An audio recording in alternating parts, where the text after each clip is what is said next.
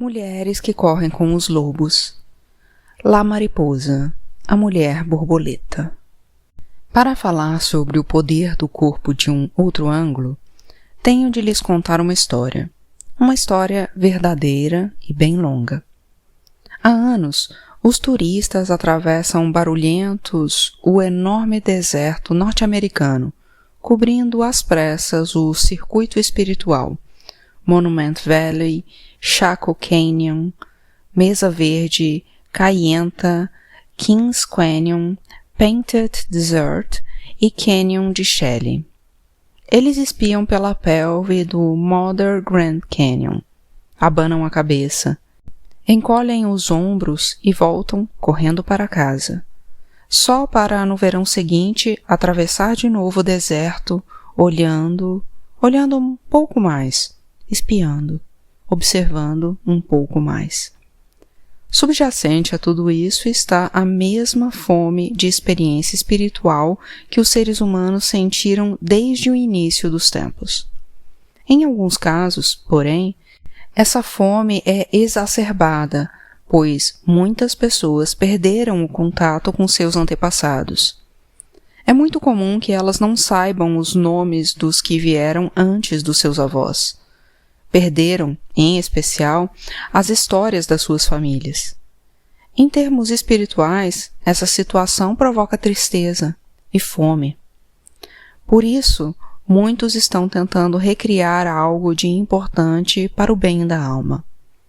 Há anos, os turistas também veem a Puyé, uma grande mesa poienta no fim do mundo, no Novo México.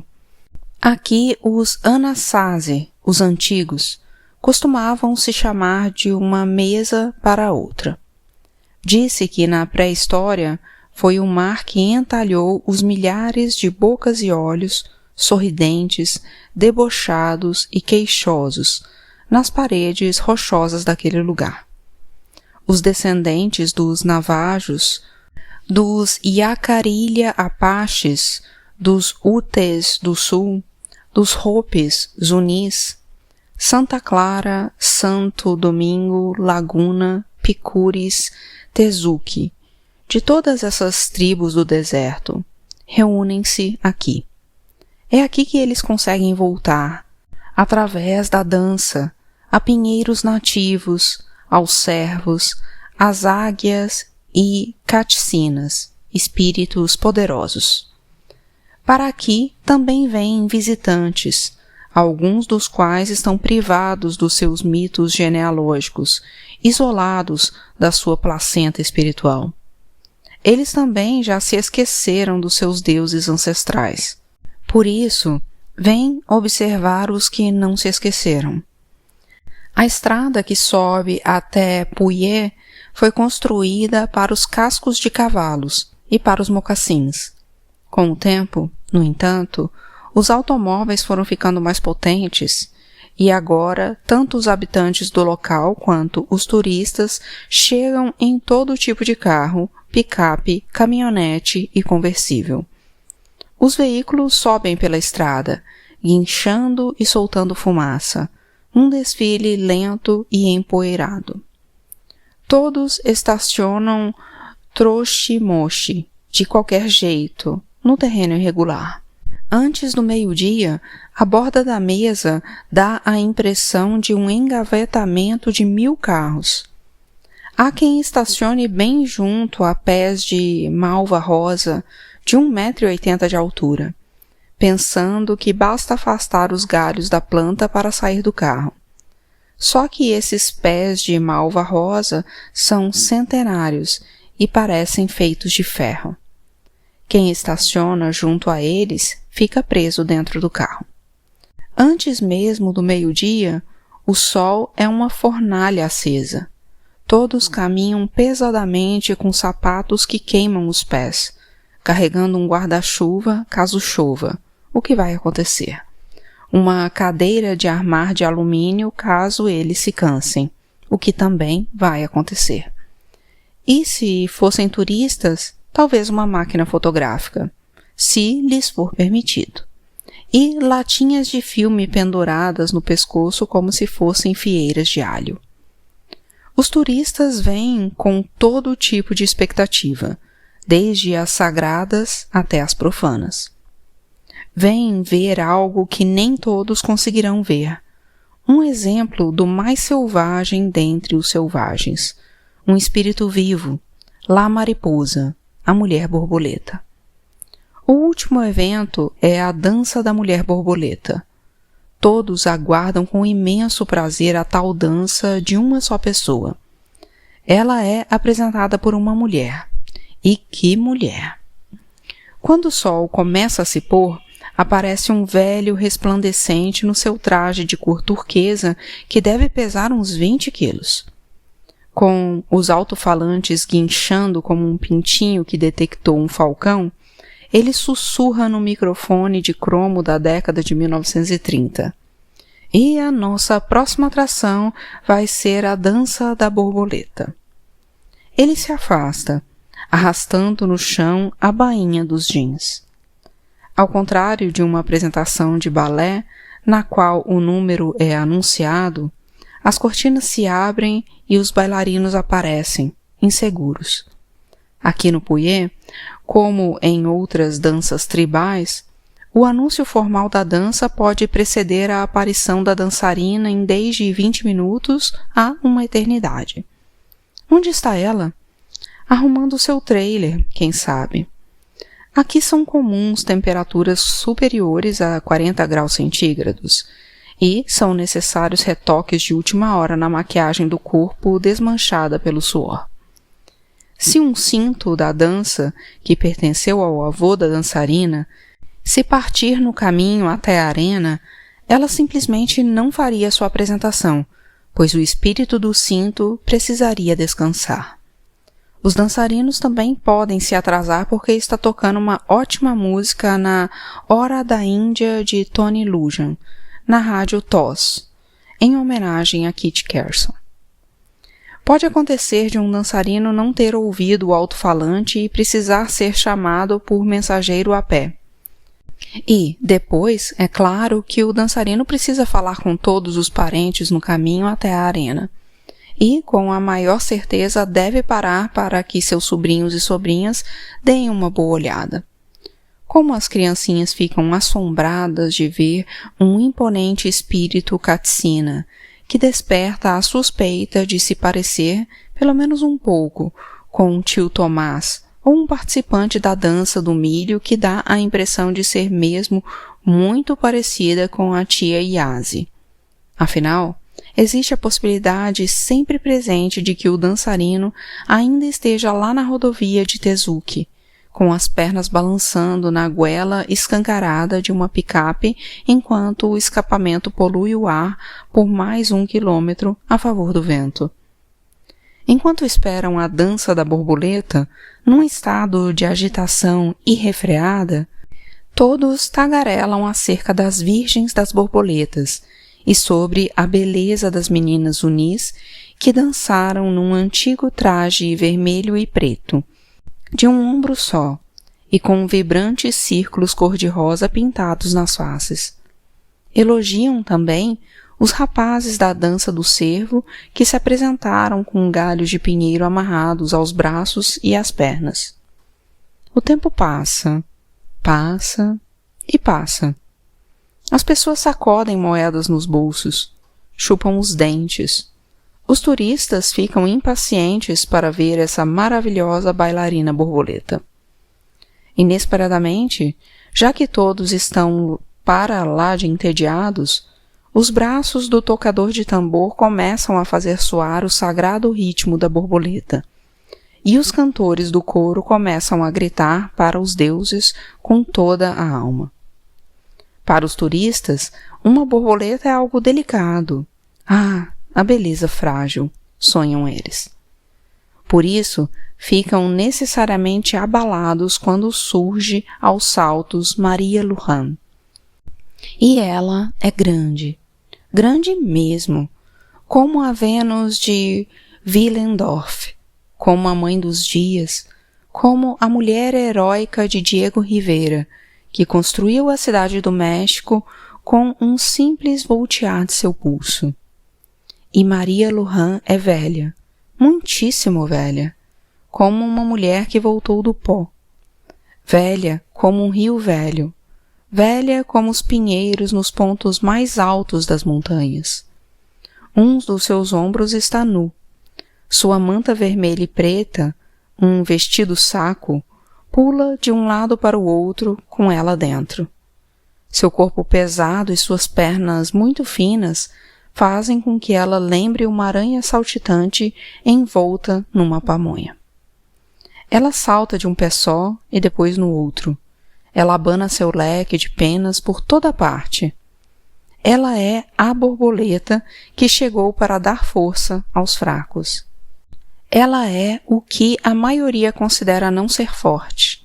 A velhice, a borboleta, o feminino. O cabelo da donzela borboleta cai até o chão. Ele é denso como 10 feixes de milho e é de um cinza de pedra. E ela usa asas de borboleta do tipo que se vê nas crianças que fazem o papel de anjos em peças da escola. Seus quadris são como 2 enormes cestas balouçantes, e a parte carnuda do alto das nádegas é larga o suficiente para carregar 2 crianças. Ela salta, salta e salta, não como um coelho, mas em passarinhos que ecoam. Estou aqui, aqui, aqui. Estou aqui, aqui, aqui. Acordem, acordem, acordem. Ela abana o leque para cima e para baixo, salpicando a terra e o povo da terra com o espírito polinizador da borboleta. Suas pulseiras de conchas chocalham como cascavéis. Suas ligas providas de sinos produzem o som da chuva.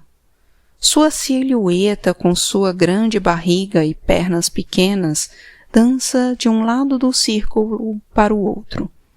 Seus pés deixam pequenos redemoinhos de poeira. As tribos ficam reverentes, envolvidas. No entanto, alguns turistas olham uns para os outros, perguntando, aos sussurros, se aquilo é a donzela borboleta. Eles estão perplexos, alguns até mesmo decepcionados. Parecem não mais se lembrar de que o mundo dos espíritos é um lugar em que os lobos são mulheres, os ursos são maridos e as velhas de dimensões avantajadas são borboletas. É apropriado que a mulher selvagem, mulher borboleta, seja velha e corpulenta, pois ela traz o mundo dos trovões num seio e o mundo subterrâneo no outro. Suas costas são a curva do planeta Terra, com todos os seus frutos, alimentos e animais. Na sua nuca, ela traz o sol nascente e poente. Sua coxa esquerda guarda todos os pinheiros. Sua coxa direita, todas as lobas do mundo. Em seu ventre estão todos os bebês que um dia ainda irão nascer. A donzela borboleta é a força feminina fertilizadora. Ao transportar o pólen de um lugar para o outro, ela fecunda por cruzamento, da mesma forma que a alma fertiliza a mente com os sonhos, da mesma forma que os arquétipos fertilizam o mundo concreto. Ela é o centro. Ela aproxima os opostos ao tirar um pouco daqui e levá-lo para lá. A transformação não é nem um pouco mais complicada do que isso. É essa a sua lição. É assim que a borboleta faz.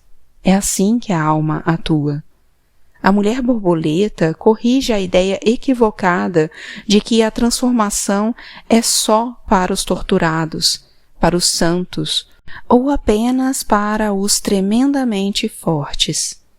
O self não precisa mover montanhas para se transformar. Um pouco basta. Um pouco vai longe. Um pouco muda muita coisa. A força fertilizadora substitui a movimentação de montanhas. A donzela borboleta poliniza as almas da terra. É mais fácil do que vocês pensam, diz ela. Ela abana seu leque de penas e saltita, porque está derramando pólen espiritual sobre todos os presentes, índios norte-americanos, criancinhas, turistas, todo mundo. Ela está usando seu corpo inteiro como uma bênção. Esse seu corpo velho, frágil, grande, manchado, de pernas curtas e quase sem pescoço. Essa é a mulher vinculada à sua natureza selvagem, a intérprete da força instintiva, fertilizante, a que conserta, a que recorda antigas ideias. Ela é a voz mitológica. Ela é a encarnação da mulher selvagem. A intérprete da dança da borboleta tem de ser velha, por representar a alma, que é velha. Ela é larga nas coxas e ancas por carregar tantas coisas. Seu cabelo grisalho garante que ela não precisa mais obedecer a tabus ligados ao contato com outras pessoas. É permitido que ela toque a todos, meninos, bebês, homens, mulheres, meninas, os idosos, os enfermos, os mortos. A mulher borboleta pode tocar qualquer pessoa. É seu privilégio de tocar a todos, afinal. Esse é o seu poder. Seu corpo é o de La Mariposa, a borboleta. O corpo é como um planeta. Ele é uma terra por si só. Como qualquer paisagem, ele é vulnerável ao excesso de construções, a ser retalhado em lotes, a se ver isolado, esgotado e alijado do seu poder. A mulher mais selvagem não será facilmente influenciada por tentativas de urbanização. Para ela, as questões não são de forma, mas de sensação. O seio, em todos os seus formatos, tem a função de sentir e de amamentar. Ele amamenta? Ele é sensível? Então, é um seio bom. Já os quadris são largos por um motivo. Dentro deles há um berço de marfim acetinado para a nova vida. Os quadris da mulher são estabilizadores para o corpo acima e abaixo deles. Eles são portais, são uma almofada opulenta, suporte para as mãos no amor, lugar para as crianças se esconderem. As pernas foram feitas para nos levar, às vezes para nos empurrar.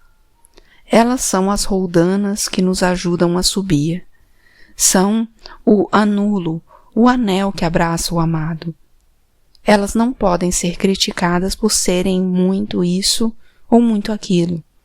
Elas simplesmente são.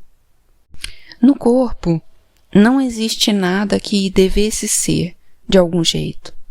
A questão não está no tamanho, no formato ou na idade, nem mesmo no fato de ter tudo aos pares, pois algumas pessoas não têm. A questão selvagem está em saber se esse corpo sente, se ele tem um vínculo adequado com o prazer, com o coração, com a alma, com o mundo selvagem. Ele tem alegria, felicidade? Ele consegue ao seu modo se movimentar, dançar, gingar, balançar, investir? É só isso o que importa. Quando eu era pequena, levaram-me numa excursão de estudos práticos ao Museu de História Natural de Chicago. Ali vi esculturas de Malvina Hoffman, dezenas de esculturas escuras em bronze, em tamanho natural, num enorme salão. Ela havia esculpido os corpos, em sua maioria nus, das pessoas do mundo, e sua ótica era selvagem. Ela derramou seu amor na canela fina do caçador, nos longos seios da mãe com 2 filhos crescidos, nos cones de carne no peito da virgem, nos testículos pendentes até o meio das coxas de um velho, no nariz com narinas maiores do que os olhos, no nariz recurvo com o bico de um falcão, no nariz reto como uma aresta. Ela havia se apaixonado por orelhas que pareciam semáforos, orelhas baixas perto do queixo e pequenas como nozes pecãs. Ela havia amado cada cabelo enroscado como um cesto de cobras, cada cabelo ondulado como uma fita que se desenrola ou liso como o capim molhado. Ela sentia o amor selvagem pelo corpo. Ela compreendia o poder no corpo. Há um verso em For Colored Girls Who Have Considered Suicide When the Rainbow Is Enough, de Noswak Chang. Na peça, a mulher de roxo fala depois de lutar para lidar com todos os aspectos físicos e psíquicos de si mesma que a cultura ignora ou deprecia. Ela se resume com estas palavras sábias e pacíficas. Here is what I have. Poems, big things, little tits, and so much love. É esse o poder do corpo, o nosso poder, o poder da mulher selvagem. Nos mitos e nos contos de fadas, as divindades e outros espíritos poderosos testam o coração dos seres humanos ao aparecer sob diversas formas que disfarçam sua natureza divina. Aparecem usando mantos, farrapos, faixas de prata ou com pés enlameados. Aparecem com a pele morena como madeira escura, ou em escamas feitas de pétalas de rosa, como uma frágil criança, como uma velha de amarelo esverdeado, como um homem que não sabe falar ou como um animal que sabe. Os grandes poderes estão querendo descobrir se os seres humanos já aprenderam a reconhecer a grandeza da alma em todas as suas variações. A mulher selvagem aparece em muitos tamanhos, formas, cores e condições. Mantenha-se alerta para poder reconhecer a alma selvagem em todos os seus inúmeros disfarces.